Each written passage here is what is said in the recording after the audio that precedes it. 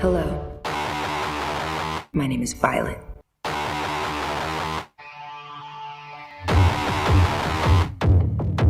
And I was born into a world you may not understand.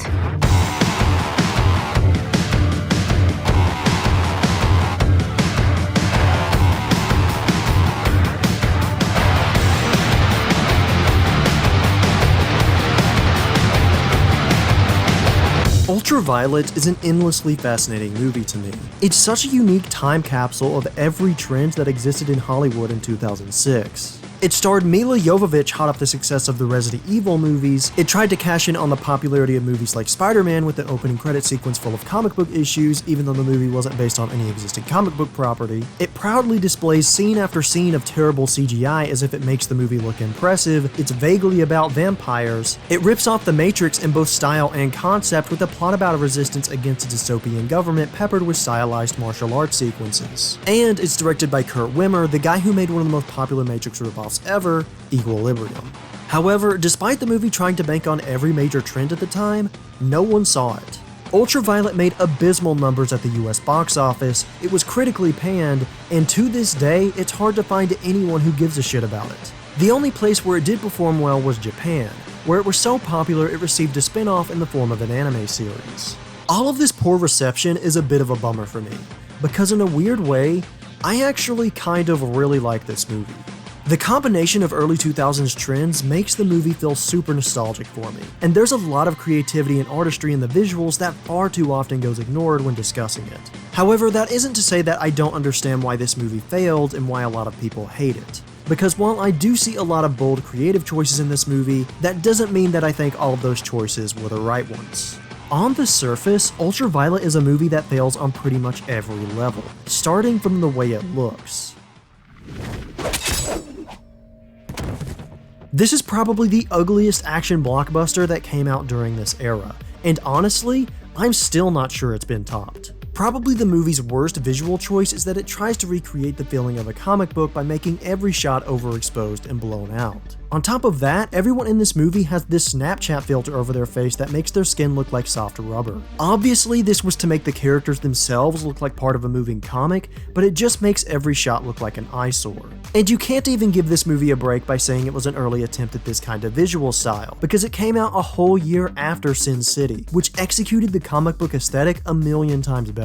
And if the ugly attempts at comic book visuals weren't enough, the movie is littered with some of the worst CGI of the 2000s. It can't even be defended as aging badly. Even for 2006, these special effects look unfinished. And there's actually a rumor online that they were unfinished. According to this claim, in order to release the movie on time, Sony forced the production team to leave the pre-visualization shots in the movie. While I couldn't find any hard evidence to back this claim up, it's not hard to see why people would think this, as the special effects do look visibly unfinished. However, I would offer the possible alternative explanation that they were just meant to look that way.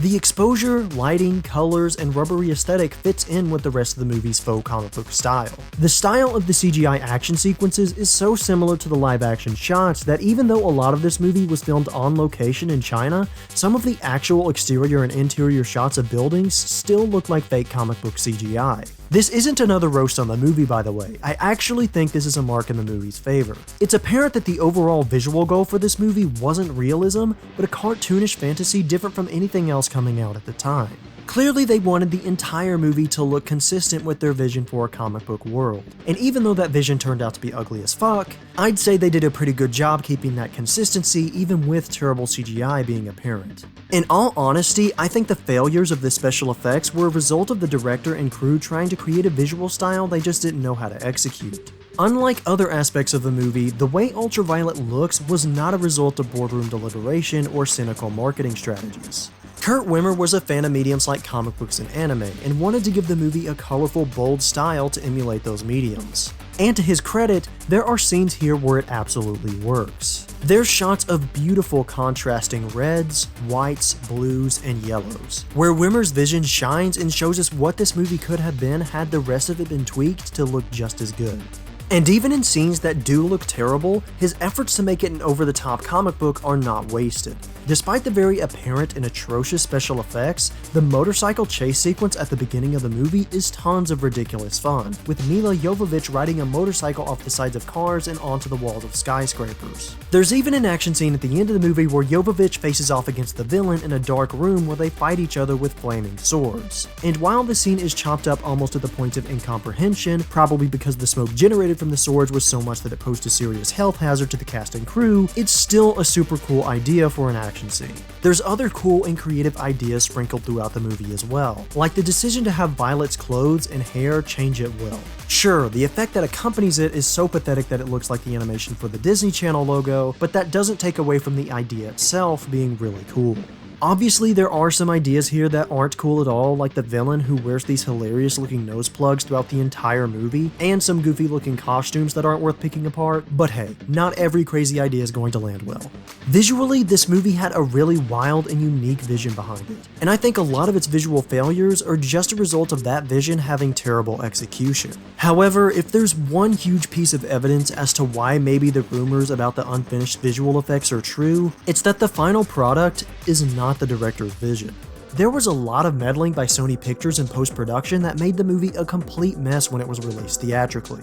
Specifically, the 87-minute cut of Ultraviolet that made it to theaters was a butchered mess that stitched together pieces of a longer, more character-driven movie.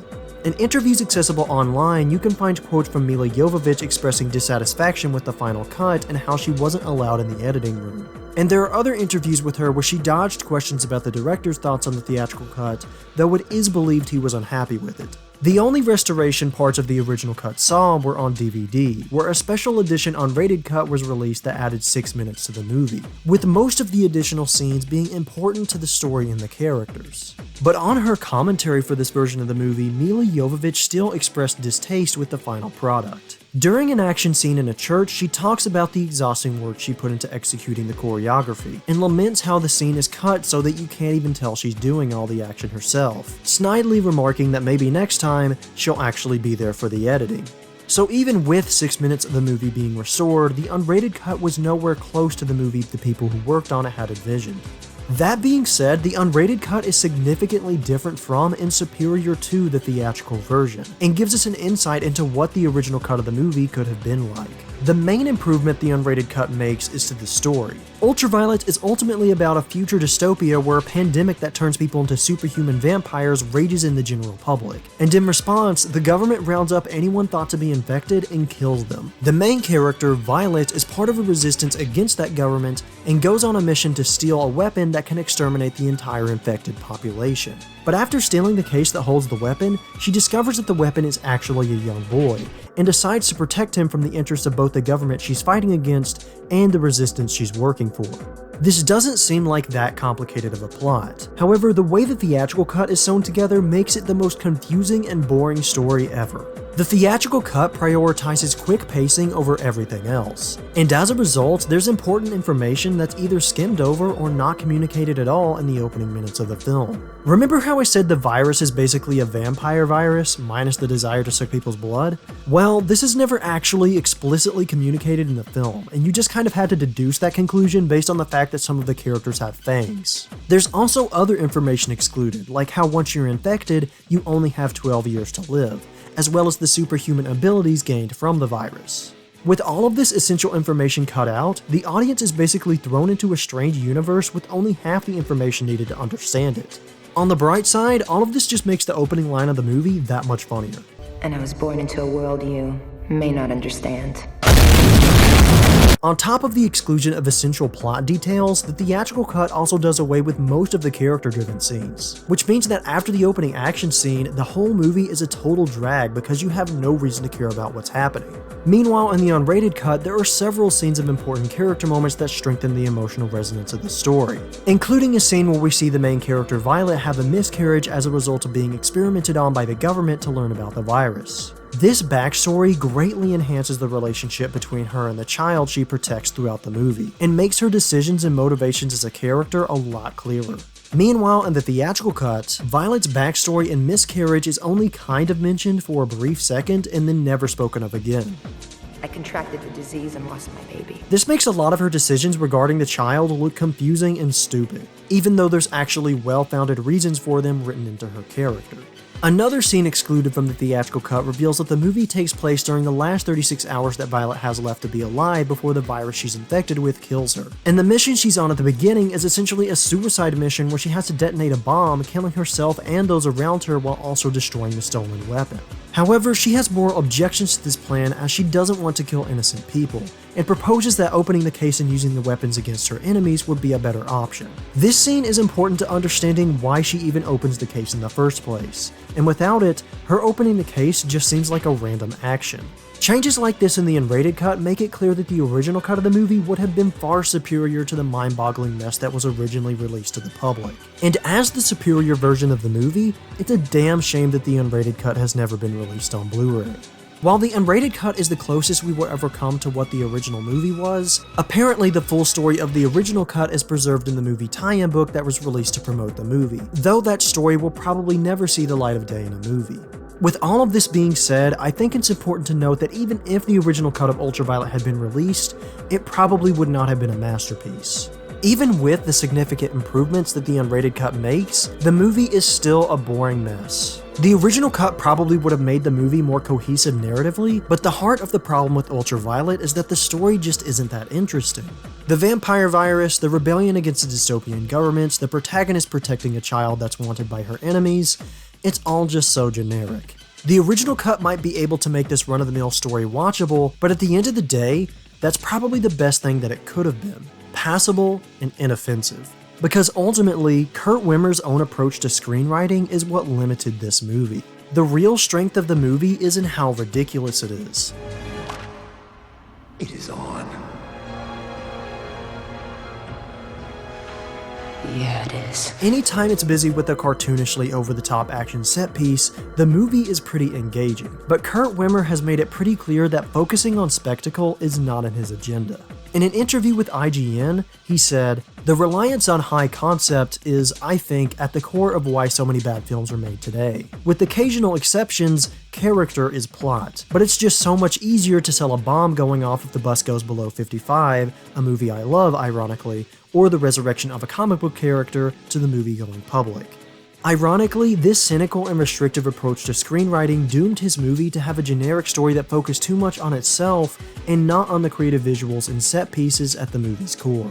Instead of humbling himself and just making the screenplay he wanted, Wimmer tried to have his cake and eat it too by giving the movie a cookie-cutter story and concept that would appeal to studio executives while trying to tell a personal and intimate story within that studio-friendly framework. Sometimes this combination works, but here it clearly didn't. Wimmer was smart enough to recognize the pitfalls of Hollywood, but instead of choosing to rise above them, he decided to fall in line. As much as my ideal version of the movie would be an insane, non-stop action extravaganza in the vein of something like Hiroyuki Imaishi's Promare, that version of the movie was never going to exist, because the man behind it saw dumb action spectacle as a problem that had to be fixed by cookie-cutter stories and characters. In searching through all this leftover rubble, it's worth asking, what even is Ultraviolet? And it's not an easy question to answer. It's a combination of creative but misguided vision, cynical screenwriting, and studio meddling. But even with all these huge failures, the good parts of this movie still shine through the cracks. It's a movie that is ungodly ugly, but also dazzlingly gorgeous. It's a painfully dull experience that is punctuated by legitimately fun and goofy action scenes. It's a generic slog of a narrative wrapped in a universe that for the time was a fresh combination of styles and influences from comic books, video games, and anime. In short, Ultraviolet is an enigma. It's one of the most fascinating disasters I've ever seen, and I love it. Number of weapons found.